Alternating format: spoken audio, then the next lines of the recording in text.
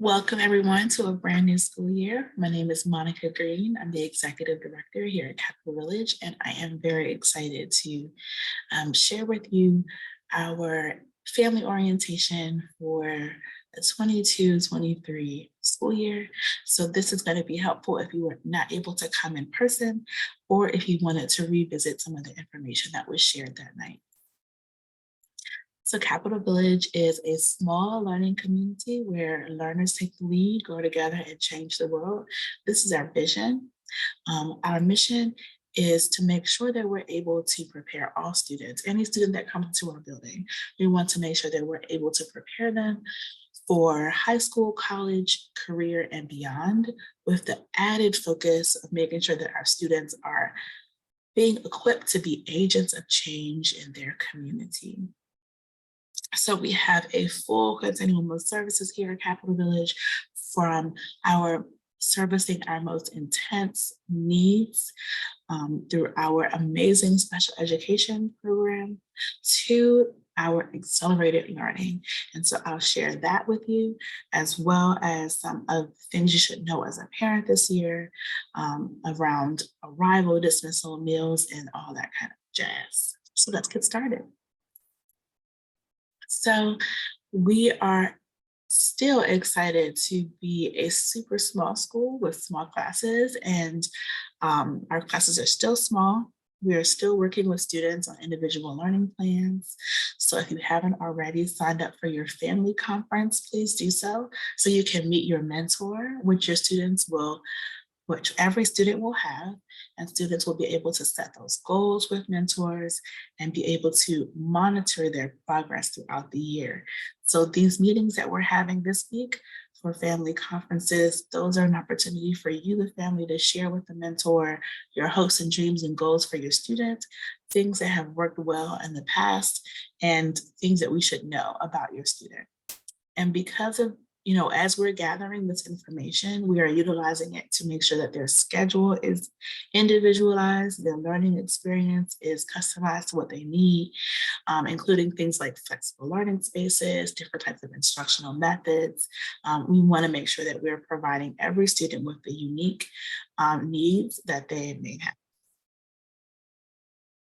So this is a little bit about our academic program. We are focused on social justice, project-based learning.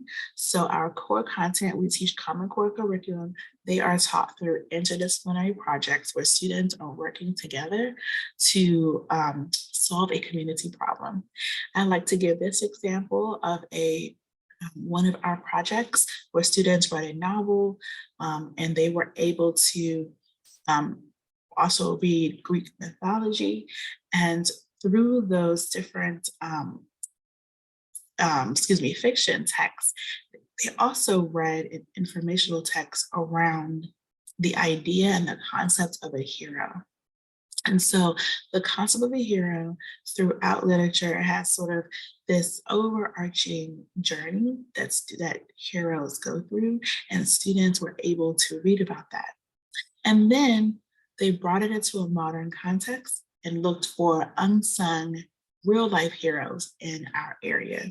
They interviewed them as journalists, and then they put together their stories to share those heroes' journeys. And in our celebration of learning, which happens twice a year, they were able to present these modern-day heroes with hero awards and share the stories of their contribution with our audience.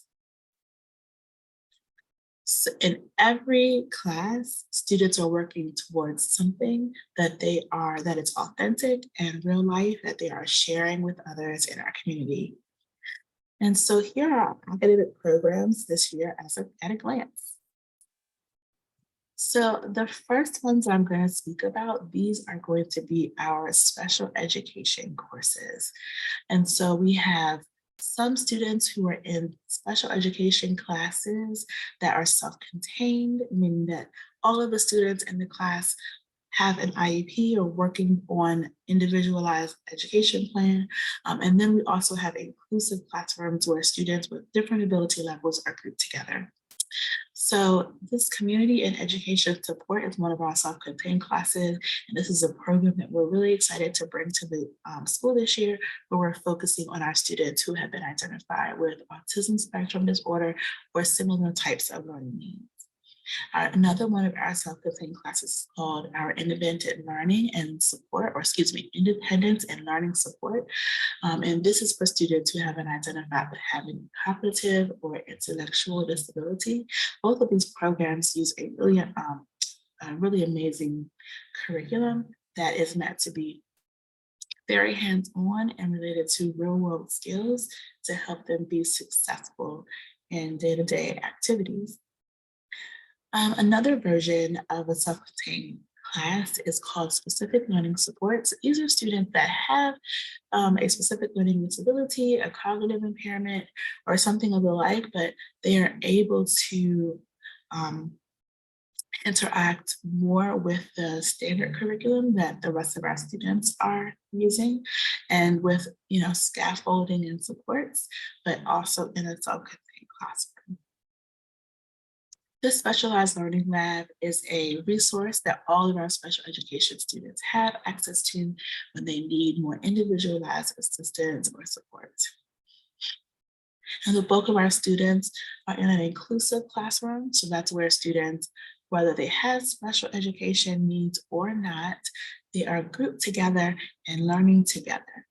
All of our students have an individual learning plan. And that is something that we would look at, as well as any IEPs, to make sure that the learning environment is structured correctly. So your student should be in classes that are just right for him or her, classes that are not too easy or too hard. So parents, if you feel like your student needs to be placed in a different class, please just let our principal know. We are now, and we also are this year offering a gifted and talented / accelerated learning option. So, in each of our classes, each of our inclusive classes, we're also offering an honors option and an accelerated option where students are able to do more complex work in order to earn additional credits. This isn't something that is offered to all of our students who are in these classes, and they just need to work according to the criteria in order to earn that credit. And before I go any further, I wanted to make sure that I introduce two important folks that I want to make sure that you know how to get in touch with. So this year, Mrs. Freeman is our principal. Those of you that were with us last year know her as an academic leader. She was our director of curriculum and instruction. And this year she will be taking on the leadership position of principal. We're very excited for her. If you have anything academic, anything instructional that you would like to get an answer for, you can go ahead and reach her at this email. Jay. So this is Jacqueline Johnson. She's going to be our specialized service coordinator this year. So anything SPED, anything ELL, and even 504, you can ask a question about with Miss Jay. That's her. You guys know her as Miss Jay. She's been with us from the beginning, and we are very excited that she is taking this leadership role this year. So here's her email. If you have any questions, please do not hesitate to reach out to either of them. So I'm going to quickly go through some of our courses and some things you need to know as families about these courses that students are taking. And I'm going to go. All right, so and I'm speaking at this point about our inclusive programming, and I will speak a little bit more about our SPED supports in just one second. All right, so in our humanities class, this is where students are deep diving into our English language arts standards and connecting to projects that are very real world based. This is one of the classes that has that advanced honors track that students can be a part of. There is a daily homework requirement, families, for this subject for all students. And so for most students, they will be using iReady reading at home in order to do practice assignments and lessons that correlate with the humanities instruction that happen in the classroom. And then we also would like students to be reading every single night. Your teachers will give you more information about those requirements, but every night there is homework in iReady reading or a similar program depending on your student's class, and also independent reading.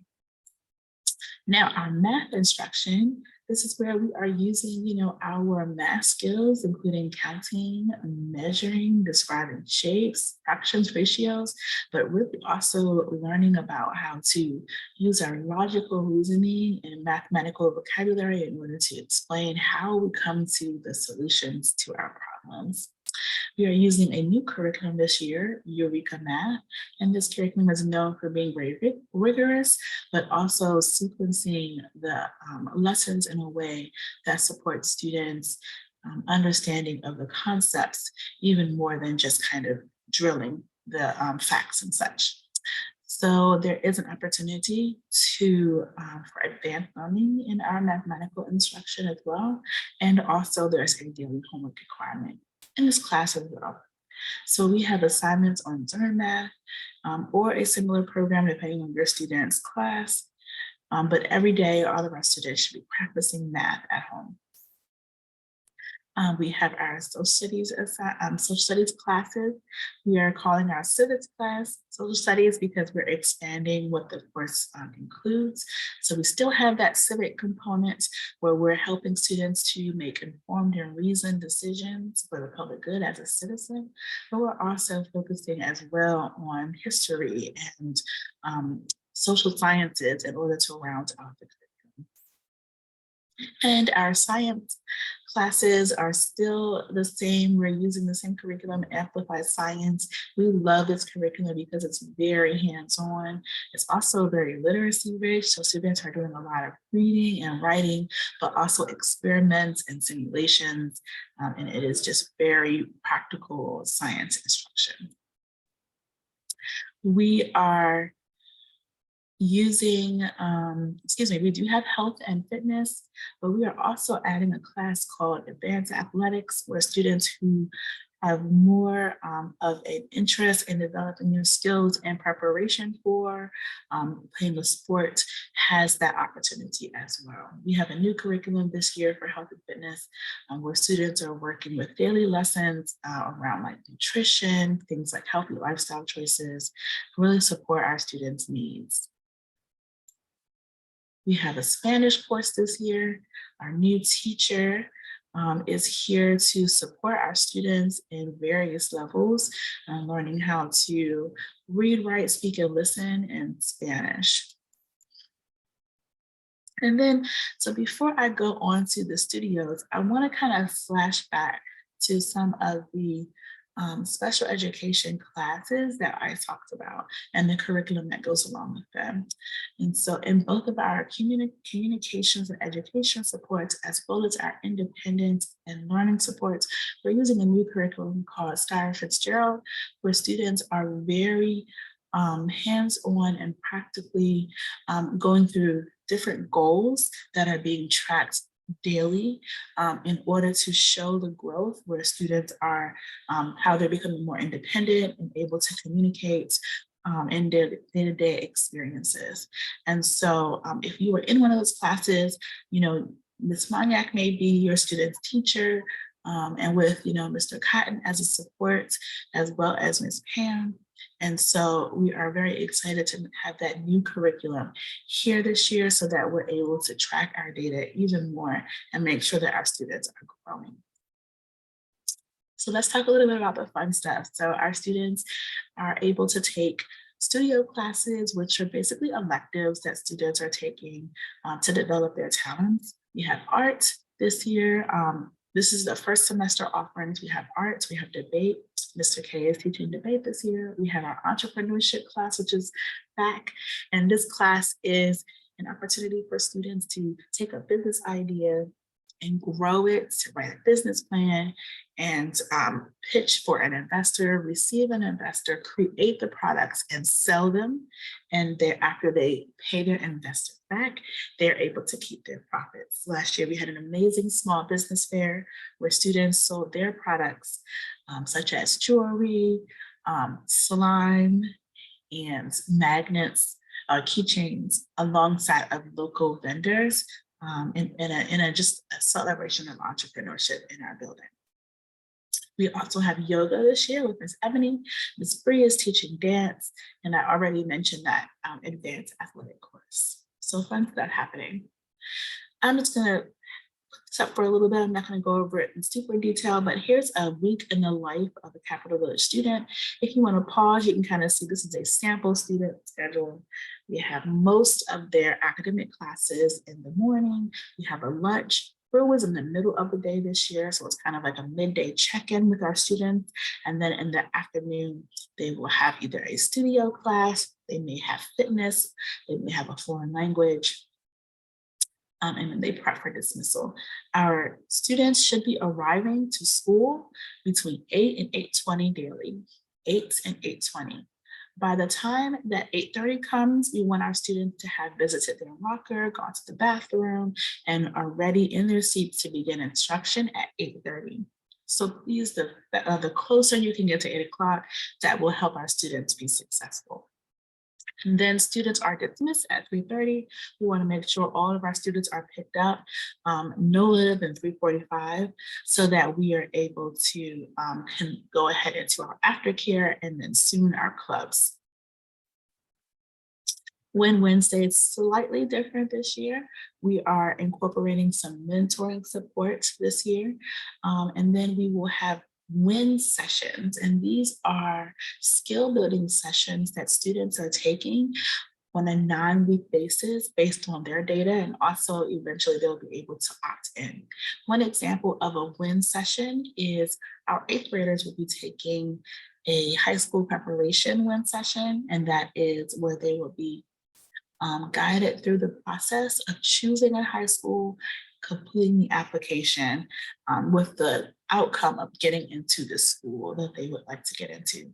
So parents, you will be hearing a lot about these. We'll be bringing in folks from high schools and going to visit high schools. So just be on the lookout for that information from our 8th graders. So I'm going to shift a little bit and speak about how grading looks at our school. We use standards-based grading, which is just a protocol where the teachers are looking at students' skills per standard or even per substandard in order to give very accurate information to our families about how students are doing in class. So instead of, a student getting a grade for math, for example, our report cards would break down what was taught in math during that quarter and how students did on each standard. So a student may get a score on fractions or even the substandard of being able to add fractions with a common denominator. So that would be where that's the level of detail where you're going to be able to get information about your students.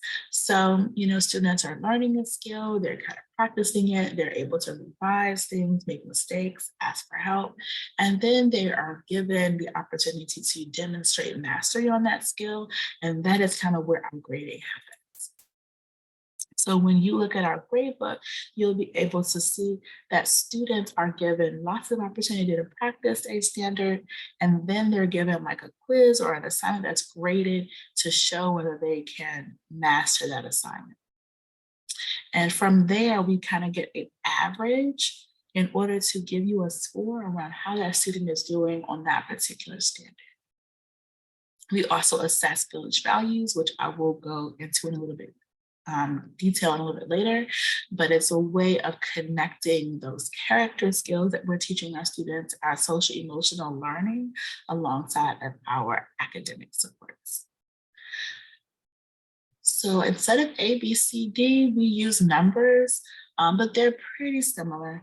Each of our each of our assignments are graded based on a similar rubric. So a student will get a 4, a 3, a 2, or a 1 on an assignment.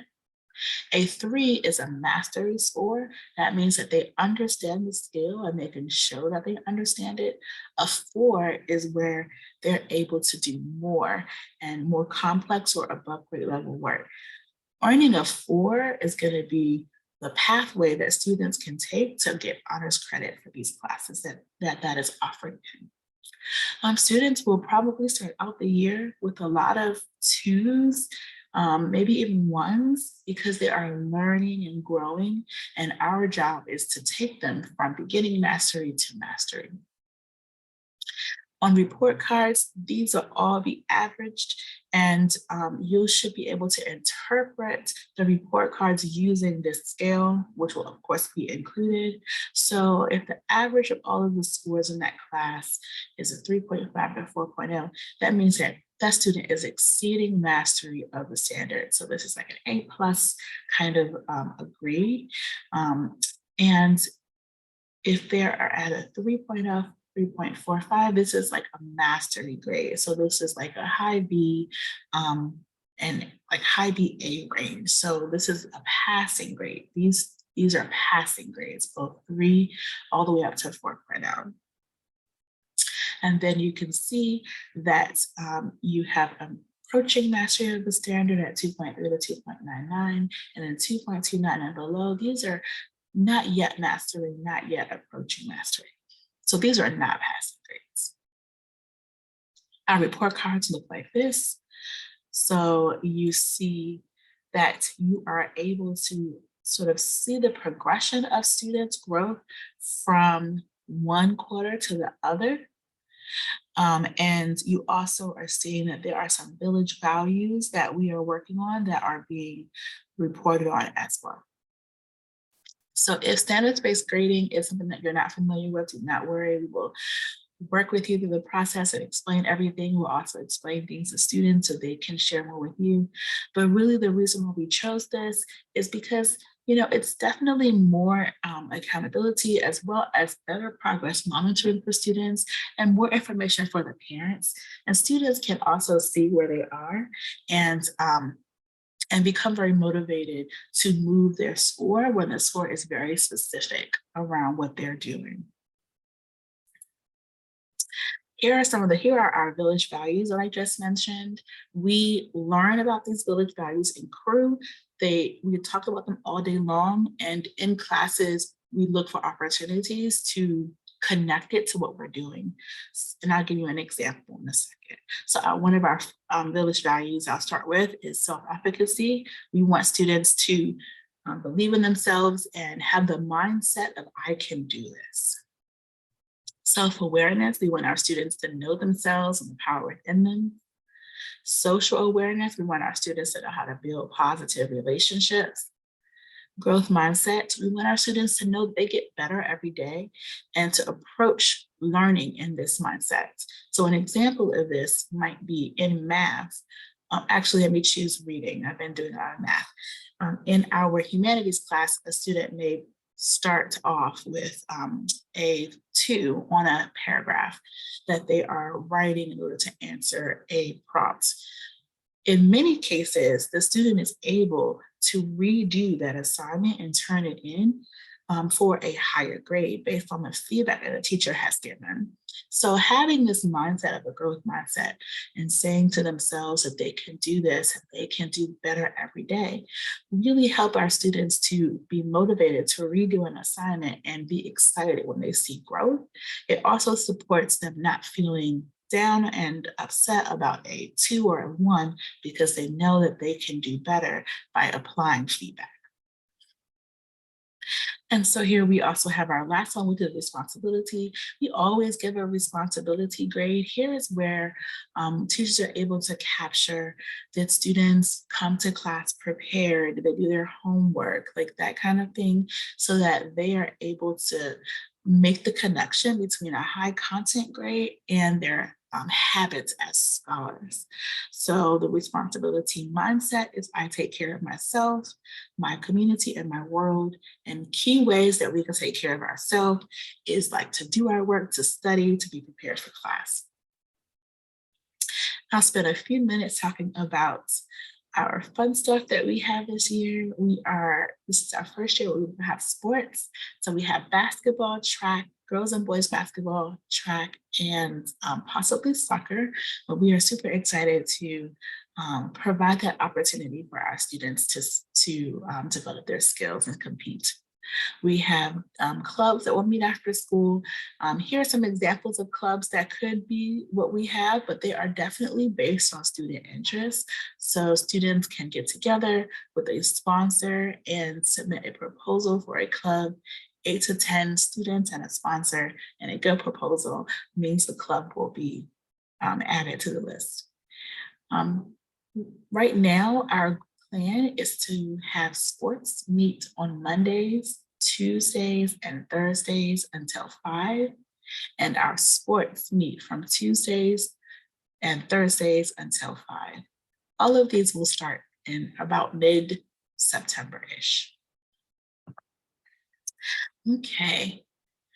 So again, I hope that you are sort of hearing how we are a small learning community where we're able to let leaders take the lead, go together and change the world. I'm going to shift from academics to operations. So here's where we're going to talk about COVID. We'll talk about arrival. We'll talk about meals and those kind of things. Leading the charge with our operations is Hina Hodge, who is our Director of Operations, and she has a strong operations team, including Miss Asia, who you guys I'm sure have met already, and Miss Bridget, who is the shining, smiling face in the front when you come in. Also, we have an amazing custodial team, and we have associates here to support our meals, as well as we have just handymen and people that support us in what we need to keep the building up and running. So as I said, operations kind of includes a lot of different things. We like to refer to our operations team here at Capitol Village as the wheels on the bus that keeps things moving. So here's a quick reminder for all of our families.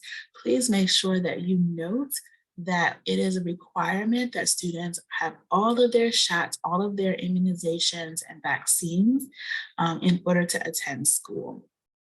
This year, for students who are 12 and up, the COVID vaccine is among the immunizations that your student needs to have. So if your child is above 12, they need to be fully vaccinated. That means both of the shots and the booster. Students will need to make sure that they have that paperwork turned in order to provide that proof and that documentation. So Ms. Asia and the nurse will be working together to get this all taken care of as soon as possible. We have 20 days in order to get all of our paperwork turned in, and then students without paperwork will not be allowed to come into the building. For COVID, as well as other vaccines, there is a process for a medical or a religious exemption. If you are in need of a medical or a religious exemption, we're going to ask that you call the office to find out how that process works. All right, so talking about attendance, this year we are 100% in person. 100% in person. We don't have virtual learning this year. Students who are absent or need to quarantine are definitely able to access most of their assignments on Google Classroom, but there is not a virtual option this year. When a student is absent, please make sure that Ms. Asia at the front gets a note. This is really important so that the students' absences are excused if there are excusable absences. And once a student reaches 3 or more absences, they are becoming truants, and you will get calls from both Ms. Asia as well as our counselor in order to try to figure out what we can do to support. By law, students that have 10 plus unexcused absences, we actually have to report them chronically truant to the child and family services. And so that's not something that we would like to do. So please make sure that we're bringing our students to school, but also when they have excused reasons for being absent, that we bring those notes in so that we don't have those accumulating unexcused absences. We have incentives for students, and so perfect attendance You guys get to have lunch with me, and I really enjoy that. We had a great time with our lunch last year. We do monthly raffles where we're giving away $150 Amazon gift cards and then some other prizes for runner-ups. So we are like giving away the cash in order to support our students coming to school. And then the crew that has the monthly highest percentage will win a pizza party, and the teacher also wins a prize as well. So make sure you are here and coming to school. So we're going to talk now about arrival and dismissal. So speaking of coming to school, when you come to school, we are still doing some of those precautionary measures that kept us safe last year. So you will need to make sure your student has a mask when they come into the building, and we will do temperature checks this year as well. We do have hand sanitizer in the front for our students. If we do have students with a temperature, we will ask the parent to take them home if the parent is here. Another option is we can have the nurse, we could also have the nurse give a rapid test to the parent so that we can kind of screen for their symptoms. And our nurse is able to do that this year.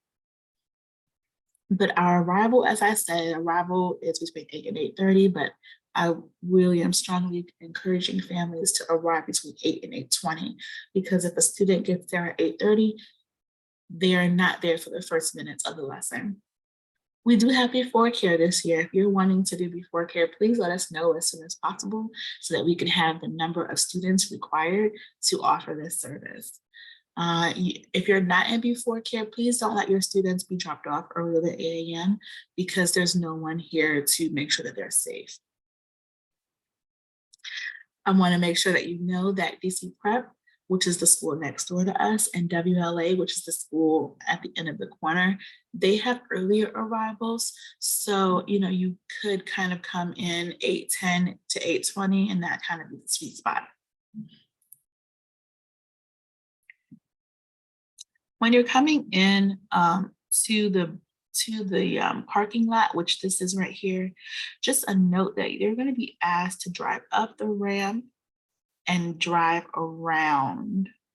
We'll have some staff members outside to help, but you're coming up the ramp and driving around. That way we can kind of keep the smooth process going. If your student is walking, please do not have them walk up the ramp. There is a back entrance, and our staff will help you know how to get there. But for safety reasons, we don't want students walking up the ramp where the cars are driving up and down. Here's our dismissal procedures. 3:30 is our on time. Please make sure that students are picked up between 3:30 and 3:45. Parents they do come early to kind of get in like the queue to be picked up. And then at 3:30, we're calling students out according to the order of the cars, so that way we can kind of keep it moving. Please make sure that your student is not being picked up late after 3:45, because our teachers leave at 3:45. So again, for safety reasons, we want to make sure students are adequately supervised. We will have little dismissal cards for your car this year, and that's how we can kind of share with the staff inside who is here to pick up their students. Having the card is really a way for us to also keep track of who was supposed to pick up the child. If you don't have a card, then we'll just ask for your ID and make sure that you have authorization to pick up the child. If you have a need for someone else to pick up your student, please make sure that Ms. Asia knows at the front desk. And it's really better for you to email, but you can call, but also emailing is going to be a little bit better for her to keep track. Okay. Oh, here is something actually that's really important that we're implementing this year. Our early dismissal, you know how sometimes you need to pick up your child early. Our early dismissal is ending at 3 p.m. So if you need to take your child for early dismissal, please make sure you are doing so before 3 a.m. After 3 a.m., you will need to wait for dismissal at 3:30. And we're doing that because there's a tendency for folks to kind of come in at like 3:25 to grab their child and get going. But that actually really is an important part of the day. So between 3 and 3:30, students are finishing lessons, they're getting their homework assignments, or getting cleaned up. And so we don't want students missing their last class or half of their last class in order to be dismissed. Let's talk about food. Every student gets free breakfast and lunch here at Capitol Village, so there's no reason for students not to eat. We are still doing lunch in the classrooms this year. And students, the way that the lunches are being served, they're served according to our policies that go along with our National School Lunch Program. And so we have a protein, a milk, fruit, and grain. And so when students take a lunch, they take a whole lunch. Even if they don't eat it, they get the whole lunch. Some important reminders, we would love for students not to be bringing any peanuts into the building because we do have people with peanut allergies. So please make sure that if you're packing your student lunch, that they are peanut-free lunches. Also remember that students cannot share lunches out of, items out of their lunch because we don't know, what kind of allergies other students may have. And also for hygienic reasons, we need to make sure that students are just eating their own food. And we do not have a microwave available for students. So please do not send things that need to be heated up. We will not be able to accommodate that. All right, moving right along. So let me give you some important information about technology. Every student will have a Chromebook that they need to bring back and forth from school each day. Remember, I talked about how homework is a computer program. So make sure that students have the ability to have a space in the house where they can do their homework and use the internet. If you need a hotspot so your student can access the internet at home, please let Ms. Asia know in the front office and we will get you one. So if you are able, if your internet at home is not working or it doesn't work very well, or you're not able to have internet at home, please make sure that you let us know so we can get you a hotspot. Students have headphones. They need to bring both the computer and their headphones each day. We do have loaner Chromebooks in case there's a breakdown where a computer is not working. And one of the papers that you guys will be signing, if you haven't already, is a technology waiver, which is just a commitment to help your child keep the technology safe and also to utilize the internet appropriately. All right, so next we're going to talk about COVID protocols. So each week we have a partnership with Curative, which tests students and staff using PCR testing. And so we will be doing that this year. You will be asked to register your students online for Curative. You only have to do that one time, and that way they'll be able to have your students' information, and the results for the test will come to you directly within 24 to 48 hours of our test. Anytime we have a break, we ask for students to take a rapid test. Right now, we have plenty of rapid tests that look like this that we are actually providing for students. If you have not picked up your rapid test already, you can do so during business hours. A lot of these were given out at the orientation, but if you were not able to attend, you can pick up one. And if you need a rapid test, we have enough pretty much to provide a rapid test for students when you run out. And we ask you to have them on hand because we will require rapid testing sometimes. These are antigen rapid tests. We require them after a break. So the first day of school, we'll need to have you have taken that test your student to have taken that test. And also we require the rapid testing during any time that someone in our community has a positive COVID case, when we come back, we like to have everyone take a rapid test to make sure we can catch any cases that may be in our community as well. So if we, during on our weekly testing, which happens on Fridays, at least this year, that's our goal, is for it to happen on Fridays. That may or may not change depending on our partnership.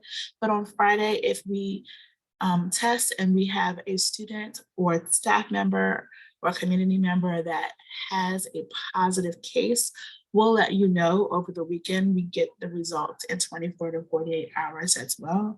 However, the reports come to you as well. So you should also be checking your phone and email for your students' COVID results. If that happens on Monday, that's when we're going to be sending you a text message to make sure you test your student before coming into school. And then on Wednesday of that week, we will test students an additional time that week to make sure that the students are safe. This is a test to stay protocol that we are following. We also make sure that when we have any positive cases over the weekend, we do cleaning and sanitation and disinfecting. Now, sometimes students may get sick during the day or have a fever or just have symptoms that may look like COVID. So if you're going to the nurse, if students are going to the nurse with COVID symptoms, we have a special nurse that will assess them and screen them. And they can also call the family and administer a rapid test. Of course, anytime your student is going to the nurse, you will be communicated with. But if a student does have a positive case, they will be in a sort of a quarantine isolation area within view of the nurse, and be asked for you to come and pick that student up. Here are some ways that we are helping to support the safety in our community and health of our students and staff. We have a little COVID kit that students will get. So a disposable water bottle so that they can use that. And we don't have water fountains. We have water, I guess they're still fountains, but that can be filled up into a water bottle. We will make sure students get masks and little small hand sanitizers that they can use.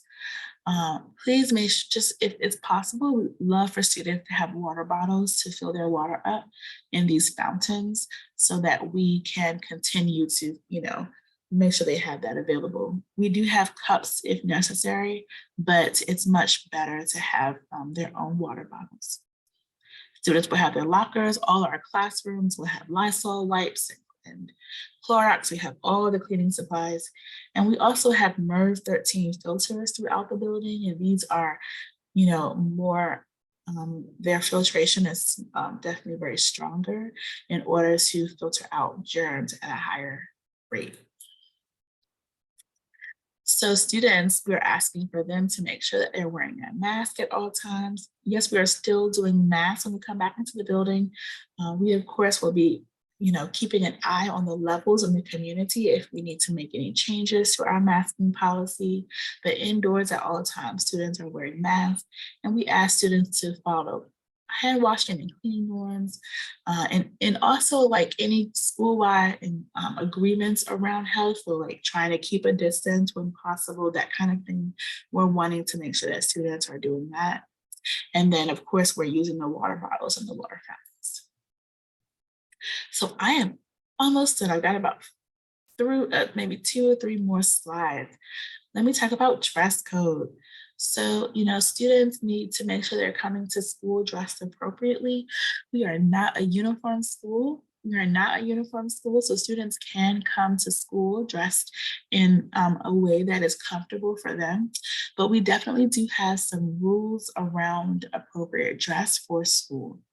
So making sure that your student is dressed appropriately is just an amazing way to support us at the building so that we're not calling or sending students home in order to be dressed appropriately. Clothes must cover shoulders, chest, stomach, back, and undergarments. And so you need to make sure that the clothes are definitely fitting so that even when students are moving around, they're not exposing those parts of their body. We want to make sure that all garments have Positive images, so nothing related to alcohol, drugs, and etc. If we have, if we're using like tank tops, we're wanting to make sure that they're at least 3 inches wide. It's kind of, it works sometimes if you do the 3 fingertips. If you are having, excuse me, so for pants, shorts, and skirts, we want them to be loose enough to allow movement. And we do not want skirts to fall more than 3 inches above the knee. So, we're wanting to make sure that they are of an appropriate length. And then any pants that have holes in it, please make sure the holes are not 3 inches above the knee. Footwear should be safe and comfortable for running around. So we're not wanting to see students with slippers or high heels because we want to make sure they're safe as they are going, through the building, outside for recess, and also for physical education. If you're in a dance class, or maybe even some of the athletic classes, your student may have additional rules around what they need to bring or be wearing when they take those classes. We have a school store with amazing school gear. So if you're wanting to, buy some Capitol Village swag, you will be able to find our school store on the website in our parent section. Sometimes we have parents that would like to have students kind of have their own uniform. And so we have plenty of colors as well as different styles of t-shirts and sweatshirts and etc. So you could have students wear a t-shirt or a sweatshirt with the Capitol Village material on it and, like jeans or whatever to create a uniform for them if you would like. Okay, so that was it. I do want to share that we have, let me actually go here. So if you are, if you have any questions, please feel free to call us. One of the things that you will find about Capitol Village is that we are open to feedback and questions. If you have any concerns, we want to be accessible to you. So the school phone number is here. Please write that down, pause it, and use it as needed. And then you can pause it and write down any of these or take a screenshot of any of these emails. Remember, Mrs. Freeman is our principal. Ms. Hodge is our Director of Operations. And so if you have questions for Ms. Hodge, if you have questions about enrollment, registration, immunizations, meals, things like that, arrival, dismissal, COVID protocol, please send an email to Ms. Hodge.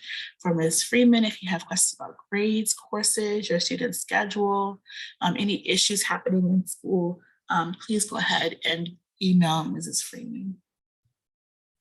And last but not least, we still have a few slots left in our school for new students, and we want to make sure that that people know about us. We are a new school. This is our 3rd year. We're very excited, but we really depend on word of mouth for folks to know that we're here and that we're amazing.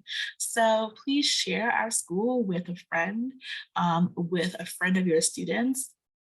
We've had a student or two who's recruited like their best friend, so they had their best friend come here with us. And share the word with your current school, because often schools look for really great schools to send their students to at the end of the year.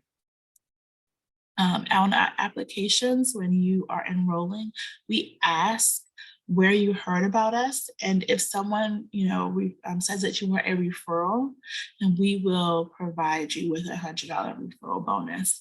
So go ahead and try to find some friends that are still looking for a high quality middle school option, and definitely that could add up. So again, I just want to thank you for sticking with me. This was a pretty lengthy presentation, but was wanting to put together all of the information from the 4 sessions. So if you made it this far, thanks for sticking with me. And again, if you have any questions, please let us know. We will be putting out a calendar of parent activities very, very soon. We have parent leaders who at the end of last year volunteered for our parent advisory council. So if you're interested in getting involved and bringing your voice and choice into the school, as well as opportunities to connect with other families, please be on the lookout for that. And we are just very excited about this year and look forward to an amazing learning experience for your students. So that's it. You have a great day. Bye.